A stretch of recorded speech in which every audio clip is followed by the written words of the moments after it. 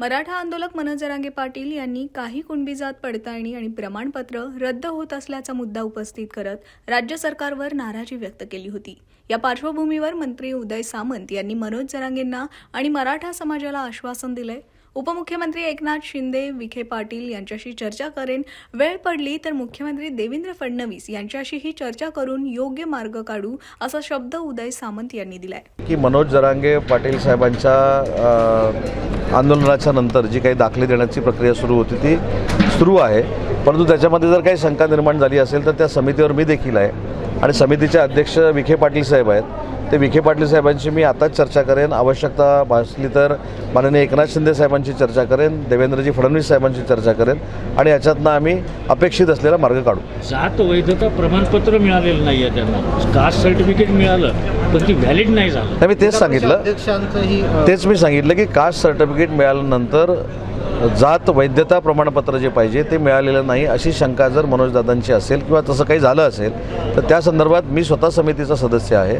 मी विखे पाटील साहेबांची चर्चा करेन, वेळ पडली तर उपमुख्यमंत्री एकनाथ शिंदे साहेबांची चर्चा करेन, देवेंद्रजी फडणवीस साहेबांची मुख्यमंत्री म्हणून चर्चा करेन, परंतु याच्यातनं योग्य तो मार्ग काढू। सर, वैधता टिकली नाही याचाच अर्थ जी प्रमाणपत्र देण्यात आली ती काही गडबडीत देण्यात आली, नियमानुसार देण्यात नाही आली असा त्याचा अर्थ होतो। नाही, म्हणून मी सांगितलं की त्याच्यामध्ये मी स्वतः सदस्य आहे, आम्ही त्याच्यावर जरा चर्चा करतो, त्याच्यावर अभ्यास करतो, ते तसं का झालं असेल तर ते का झालंय हे थेट आता त्याच्यावर उत्तर देणं हे अपेक्षित नाही, कारण त्याच्यातनं काही फार संवेदनशील तो विषय आहे, त्याच्यावर मी काहीतरी माहिती नसताना बोलणं हे देखील योग्य नाही।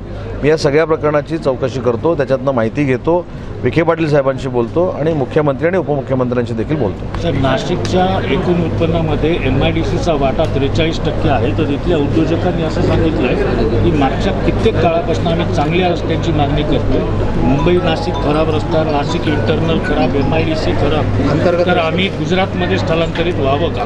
ते असं कोणी सांगितलं? उद्योजक संघटनेने सांगितलं। नाशिकमध्ये अनेक उद्योजक संघटना आहेत, मोठमोठ्या उद्योजक संघटना आहेत। नाशिक मुंबई रस्ता हा MIDCशी माझा संबंधित येत नाही, पण नाशिकच्या उद्योजकांना जे आवश्यक इन्फ्रास्ट्रक्चर पाहिजे होतं ते प्रामाणिकपणानं देण्याचा माझ्यासारख्या कार्यकर्त्यांनी प्रयत्न केलेला आहे। अनेक ॲक्विएशनचे प्रोजेक्ट त्या ठिकाणी सुरू आहेत, महिंद्रासारखी मोठी कंपनी त्या ठिकाणी आणण्याचा आम्ही प्रयत्न करतो आहे, परंतु एखाद्या असोसिएशनचा जर गैरसमज झाला असेल तर मी नक्की बोलवून किंवा मी तिथे जाऊन त्यांचा तो दूर करेन। रस्त्याची समस्येसाठी ते निघून जातो म्हणतात। मी तेच सांगितलं ना, MIDCतले रस्ते आणि सार्वजनिक बांधकाम विभागाचे रस्ते हे दोन भाग आहेत। मुंबई टू नाशिक हा रस्ता हा माझ्या विभागाकडे येत नाही, MIDCच्या अंतर्गत रस्ते हे माझ्या विभागाकडे येतात। महाराष्ट्रामध्ये 289 MIDC आहेत, कुठंतरी पाठीपुढं होत असतं, एकदमच सगळीकडे इन्फ्रास्ट्रक्चर चकाचक होईल असं होत नाही। पूर्वी डांबरीकरण करण्याची पद्धत होती, म्हणजे परत टेंडर निघाली पाहिजेत म्हणून ती आम्ही खोडून काढली। तिथं आता कॉन्क्रिटीकरणाचे प्रस्ताव आम्ही घेतो आणि मंजूर करतो, त्याच्यामुळं अजून नाशिकच्या MIDCमध्ये जर काही निधीची आवश्यकता लागणार असेल तर मी ताबडतोब ती मंजूर करेन। सर्वोच्च न्यायालयामध्ये कपिल सिब्बलांनी आपली बाजू मांडलेली आहे, जोरदार युक्तिवाद झालेला आहे, त्यानंतर काही कायदेतज्ञांच्या प्रतिक्रिया आलेल्या आहेत की ठाकरे गटाकडून निकाल लागू शकतो सर्वोच्च न्यायालयाचा, आपली काय? सर्वोच्च न्यायालयामध्ये एखादी याचिका चालू असताना बाहेर कोणाच्या बाजूने निकाल लागणं किंवा लागतो हे बोलणं हे कदाचित त्या न्यायालयावर दबाव आणण्यासारखं देखील असू शकतं आणि काही लोक जे बोलतात ते काही लोकांचे मला माहिती आहेत ती नावं, मी त्याच्यावर काही बोलत नाही।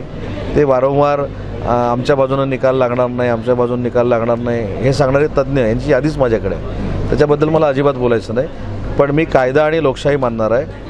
सर्वोच्च न्यायालयामध्ये शिवसेनेच्या वतीनं एकनाथ शिंदे साहेबांच्या वतीनं जे काही आर्ग्युमेंट करायचं आहे किंवा युक्तिवाद करायचे ते आमचे वकील चांगल्या पद्धतीनं करतील, कपिल सिब्बलांपेक्षा चांगल्या पद्धतीनं करतील आणि आम्हाला पूर्ण विश्वास आहे की आम्हाला योग्य तो न्याय मिळेल। भाषणामध्ये परंतु काही जण तुमच्या बाजूनही बोलतात की तुमच्याकडून निकाल लागेल, मग तो न्यायालयावरती दबाव नाही। मी काय म्हटलं, निकाल मी बोललो का? मी आज राज्याचा उद्योगमंत्री आहे, मी सांगितलं की योग्य तो न्याय मिळेल। कुणी काय बोलावं मी काय, कारण त्याच्यातले काही जे आहेत 3-4 लोक हे तुम्हाला पण माहिती आहे, मला पण माहिती आहे, त्याच्यावर मला काही पुण्याचे आहेत, काही मुंबईचे आहेत। असीम स्वराज तुमचे मित्रच आहेत ना? नाही, मित्र आहेतच ना, मी नाही कुठं म्हटलं, मी मैत्री नाकारतच नाही, पण त्यांचा राजकीय विचार कदाचित वेगळा असेल आणि माझा राजकीय विचार वेगळा आहे.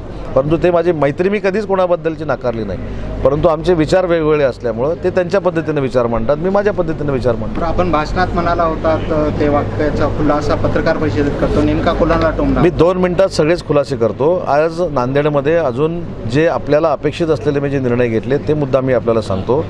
नांदेडमधल्या उद्योजकांची एक मागणी होती की अग्निशमन शुल्क जे वाढलेलं आहे ते पूर्ववत करावं, ते आम्ही पूर्ववत केलेलं आहे. नांदेड जिल्ह्यामध्ये ग्रामपंचायतीकडनं आणि MIDCकडनं डबल टॅक्स घेतला जात होता, तो आता एकच टॅक्स घेतला जाईल.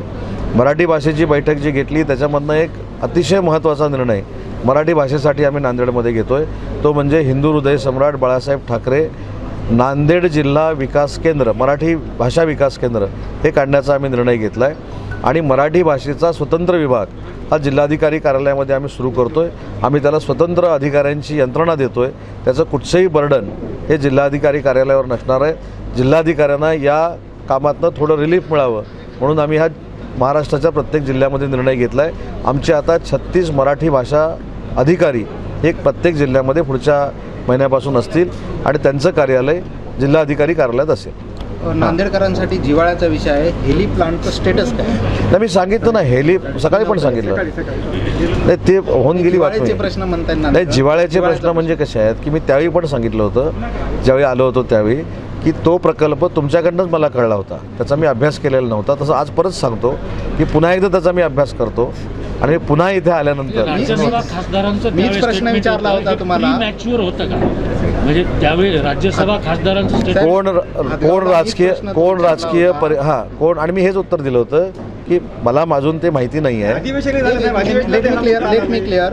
नंतर राज्यसभा खासदार जे आहेत अशोक चव्हाणांनी त्यांनी तो फोटो जो MOU साईन केला होता तुम्ही आणि मुख्यमंत्र्यांच्या उपस्थितीत हेली प्लांट कंपनी सोबतचा, ते असं तो फोटो म्हणाले त्यांनी की तुम्ही पेपरला छापून विसरला आणला असाल. आणि तुम्ही विसरला. मी विसरला असेल ना, पण झालाय का प्लांट अजून, त्याच्यामुळे तो का झाला नाही आता त्याची माहिती घेतो. ते म्हणूनच विचारतो की स्टेटस काय आहे, काही सुरुवात आहे, काही पाईपलाईनमध्ये आहे, होणार आहे? आता मला असं वाटतं की मी मराठी भाषेचा पण मंत्री आहे. माझ्या एका वाक्यातच तुम्हाला कळलं असेल की परत त्याची पुन्हा एकदा मी माहिती घेतो आणि परत आल्यानंतर तुम्हाला सांगतो. Yes. भाषणामध्ये जो वक्तव्य होतं मी भाषणामध्ये असं बोललो की आंदोलन हे विद्यार्थ्यांचं होतं, त्याचा मतितार्थ असा होता विद्यार्थ्यांचं होतं. त्या विद्यार्थ्यांच्या आंदोलनावर कोणीच आक्षेप घेतला नाही, परंतु त्या विद्यार्थ्यांच्या आंदोलनावर आरूढ होऊन काही लोक हे सगळं आंदोलन मीच केलं ह्या आविर्भावातनं जे मुंबईमधनं दिल्लीला गेले होते त्यांच्यासाठी तो माझा टोमणा नव्हता. ते टोमणे मारतात, माझा टोमणा नव्हता, माझं मत होतं.